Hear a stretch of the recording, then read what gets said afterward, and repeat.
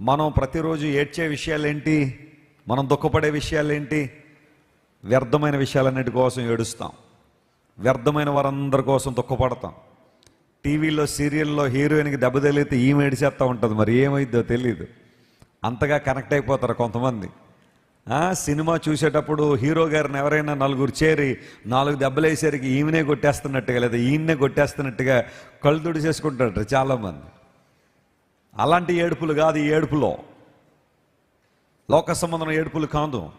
ఎవరో బాగుపడుతున్నారని ఏడ్చేవాళ్ళు కొంతమంది, డెవలప్ అయిపోతున్నారని దుఃఖపడేవాళ్ళు కొంతమంది, తోటి కోడలు బాగుపడుతుందంటే ఏడ్చేవాళ్ళు కొంతమంది, బావమరిది కొంచెం గట్టిగా పనిచేసి డబ్బులు సంపాదిస్తుందంటే ఏడ్చేవాళ్ళు కొంతమంది. ఇలాంటి ఏడుపులు కాదు ఇర్మియా ఏడ్చింది. ఇర్మియా తన ప్రజల కోసం ఏడ్చాడు.